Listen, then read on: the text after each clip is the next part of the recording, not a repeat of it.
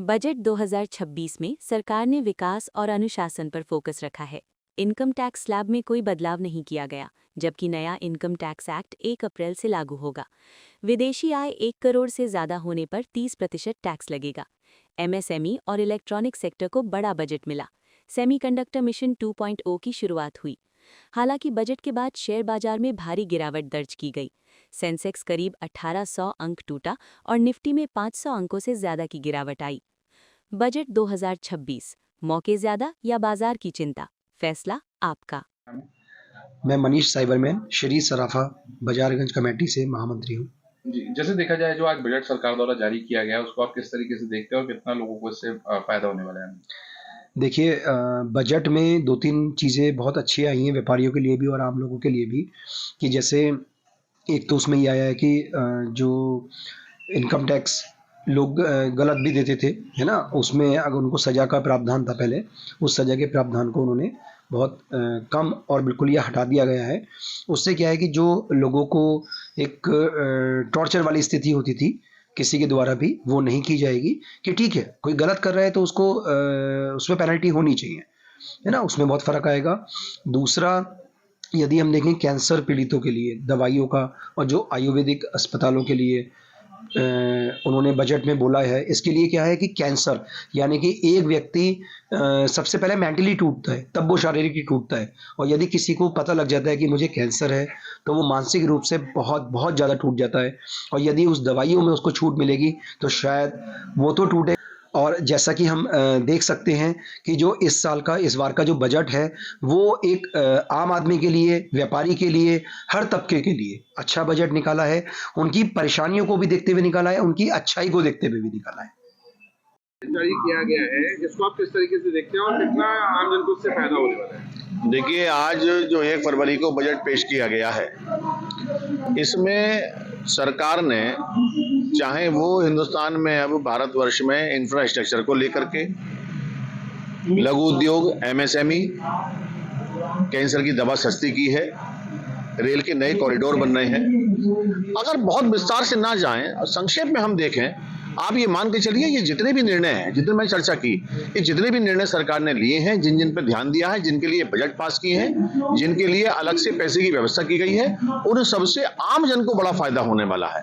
आप एमएसएमई और लघु उद्योग की बात करें तो जो आज नया युवा खड़ा है, वो एक वर्ग तो है जो नौकरी ढूंढता है, लेकिन एक बड़ा वर्ग युवाओं का आज ये सोच करके चल रहा है कि मैं अपना उद्योग लगाऊं और मैं स्वयं तो रोजगार करूं और 4 लोगों को रोजगार दूं। ऐसी सोच रखने वाला जो नया युवा वर्ग है, उसके लिए ये बजट बहुत ही लाभकारी सिद्ध होगा। सरकार ने दूरदर्शिता से काम लिया है, हालांकि विपक्षी लोग कहेंगे, लेकिन इस बजट में ऐसा कुछ नहीं छोड़ा गया जो ये कोई कह सके कि आने वाले चुनाव के माहौल को देख करके ये बजट करा गया। यह एक बहुत ईमानदारी से आम जन का जिसमें फायदा हो, नव युवाओं का फायदा हो, और जो अब हिंदुस्तान में एक टूरिज्म का नया प्रचलन बढ़ा है। और मैं देख रहा हूं कि आमतौर पे जो हिंदुस्तानी लोग बाहर टूरिज्म के लिए जाते थे, वो अब तीर्थाटन, जो हमारे सनातन परंपरा के जो तीर्थ हैं, उन तीर्थों पर जाने की जो फ्रीक्वेंसी बढ़ी है, उसको लेकर के जो नया रेल कॉरिडोर बनाया गया है, इससे भी जहां एक जनमानस को फायदा होगा, वहीं एक बड़ा आर्थिक पक्ष मजबूत होगा सरकार का भी।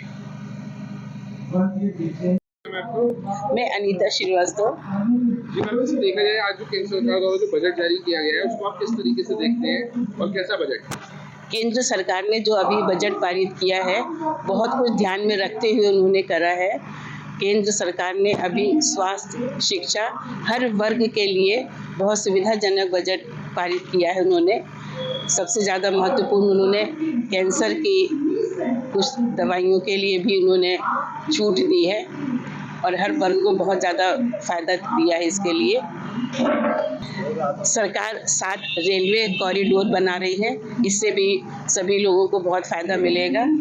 और महिलाओं के लिए उन्होंने जो क्रेडिट मोबाइल पारित किया, क्रेडिट स्कीम जो पारित करा है, उसके लिए भी महिलाओं को बहुत सुविधा प्राप्त होगी। महिलाओं के लिए ये बहुत अच्छा कार्य किया है सरकार ने। केंद्र सरकार ने कुल मिलाकर जो भी बजट पारित किया है, उन्होंने महिलाओं को ध्यान में रखते हुए और सभी को बहुत अच्छा एहसास दे रहे हैं। वो बजट जो पारित किया उससे सभी वर्ग को बहुत अच्छा महसूस करेंगे।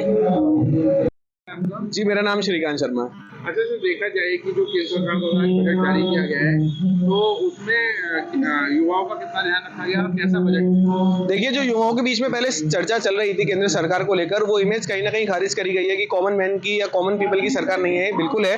जो बजट पास करा गया है जिसमें बहुत सारे ऐसे प्रस्ताव रखे गए हैं जिसमें डायरेक्टली यूथ इफेक्ट होगी। चाहे मैं उन रेल कॉरिडोर्स की बात करूं जो प्रस्तावित है, 7 नए कॉरिडोर बनेंगे आगे जाकर, और 3 नए अखिल भारतीय आप कह सकते हैं आयुर्वेदा संस्थान बनेंगे आगे जाकर। ये जो चीजें हैं, ये चाहे वो मेडिकल साइंस हो, आयुर्वेदा हो, वो गर्ल्स हॉस्टल को लेकर बात की गई हो, चाहे वो आपकी एजुकेशन की बात हो, ये सारी चीजें यूथ को डायरेक्टली इफेक्ट कर रही है। और मुझे इस बजट से बहुत आशा है, सारी जनता को आशा है, स्पेशली कॉमन पीपल को आशा है कि इस बार ये सरकार और ये बजट हम सब के लिए बहुत स्पेशल साबित होगा।